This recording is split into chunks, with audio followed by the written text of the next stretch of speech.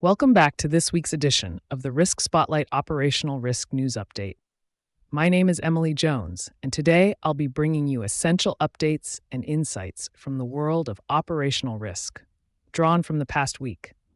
All information shared here is sourced from the Risk Spotlight Portal, the premier, forward-looking service dedicated to operational risk content. Let's get started. The first update is about the rising cost of vulnerable APIs and bot attacks.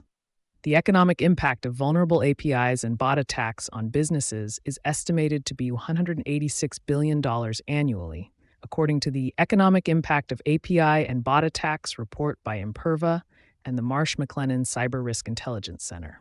The study analyzed over 161,000 cybersecurity incidents and found that insecure APIs cost organizations up to $87 billion per year, while automated bot attacks contribute up to $116 billion in annual losses. Bot-related security incidents increased by 88% in 2022 and 28% in 2023. Large enterprises with revenues exceeding $1 billion are 2 to 3 times more likely to experience automated API abuse by bots. The average enterprise managed 613 API endpoints in 2023, expanding the attack surface. Globally, countries like Brazil, France, Japan, and India experienced high percentages of security incidents related to these threats, while 66% of all reported incidents occurred in the United States. The next update is about the EU AI Act. The EU AI Act's enforcement will begin on February 2, 2025, with different obligations taking effect over several years. There are 6 key steps organizations should take in 2024 to prepare for the EU AI Act.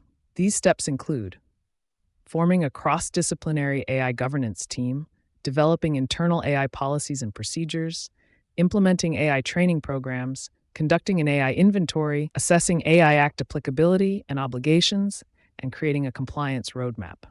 The Act is influencing legislation in other countries, including the United States. Organizations are advised to prioritize determining if any prohibited AI prohibitions apply to them, as these take effect first. The emphasis is there on the importance of starting compliance efforts early due to the potential lead time required for implementation. The next update is about the surge in ransomware attacks in UK. Cohesity polled over 3,100 IT and security decision-makers in 8 countries and multiple sectors to compile its Global Cyber Resilience Report 2024. According to the report, in the UK, 53% of respondents had succumbed to ransomware over the past year, up from 38% in the 2023 report. 59% of UK victims paid ransoms, and 74% would consider paying if attacked. Globally, 67% of respondents were hit by ransomware, with France having the highest rate at 86%. The average ransom paid by UK organizations was £870,000, with some paying up to £20 million. Recovery from attacks is slow, with only 4% of victims recovering all their data and less than 2% restoring operations within 24 hours. The next update is about surge in deepfake financial frauds. A Deloitte poll revealed that over half of senior leaders expect an increase in deepfake financial fraud targeting their companies in the next 12 months.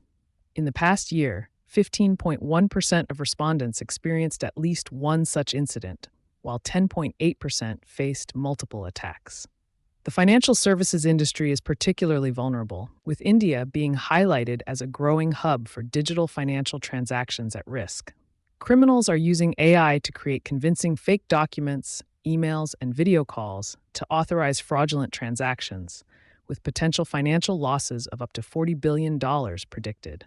The financial industry remains largely unprepared for this sophisticated cybercrime. The next update is about the SEC recordkeeping rules applying to AI-generated content in financial firms. It focuses on new AI functionalities in messaging systems like Zoom and Microsoft, which can assist with drafting, transcribing, summarizing, and generating action items. AI-generated records that are transmitted through email, chat, or otherwise would trigger retention requirements, assuming the subject matter brings them within the rules. Broker-dealers must preserve communications relating to their business under Rule 17A-4B, while investment advisors must maintain certain records under Rule 204-2A. Firms should track and document AI usage to ensure compliance with disclosure rules and prohibited uses. It notes that the U.S. Copyright Office requires disclosure of AI use in copyright registrations where AI-generated contributions are more than de minimis. The next update is about CISA ordering U.S. federal agencies to patch a recently disclosed Windows MS HTML spoofing zero-day vulnerability, CVE 2024-43461, within 3 weeks by October 7. Also, private organizations worldwide are advised to prioritize mitigating this risk to protect against ongoing attacks. This flaw, initially thought to be unexploited, was actually used by the Void Banshee APT group in attacks before July 2024 as part of an exploit chain with another bug. The vulnerability allows attackers to execute arbitrary code on unpatched systems by tricking users into visiting malicious web pages or opening malicious files. This APT group exploited this flaw to deliver information-stealing malware called Atlantida, to deliver malicious HTA files disguised as PDF documents, potentially stealing passwords, authentication cookies, and cryptocurrency wallets from infected devices. The group has been known to target organizations across North America, Europe, and Southeast Asia for financial gain and data theft. The next update is about recent developments in the global Mpox situation.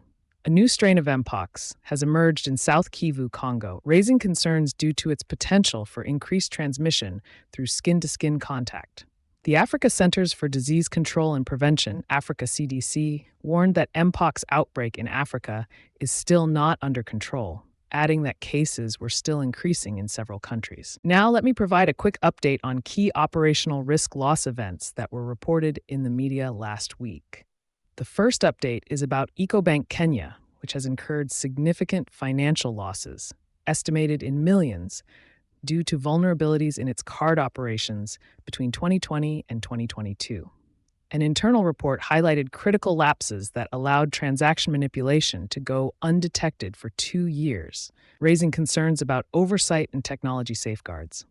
Notably, $43.4 million was misrecorded, and the bank failed to recover $232,464 in chargebacks. Control gaps and insufficient training exacerbated errors, with a concerning $2.1 million balance in the general ledger lacking documentation. The next update is about the SEC settling charges with Rari Capital and its co-founders for operating as an unregistered broker, offering unregistered securities and misleading investors. Rari's earn and fuse pools violated federal securities law by selling interests and the Rari governance token. The co-founders misled investors about automatic rebalancing and high yields, while many earn pool investors lost money. As part of the settlement, Rari's co-founders agreed to fines and 5-year officer and director bans, subject to court approval. The next update is about Delta Prime. A decentralized finance platform suffered a significant hack on September 16, 2024, resulting in a loss of approximately $5.98 million due to a compromised admin key on its Arbitrum-based protocol, Delta Prime Blue. Delta Prime confirmed that the exploit was limited to the Arbitrum chain, with its Avalanche-based protocol remaining secure.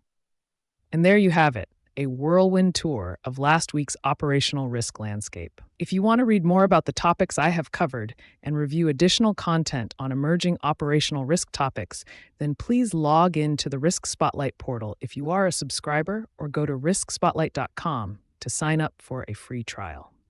Thanks for tuning in, and until next time, stay safe and keep those risks in check.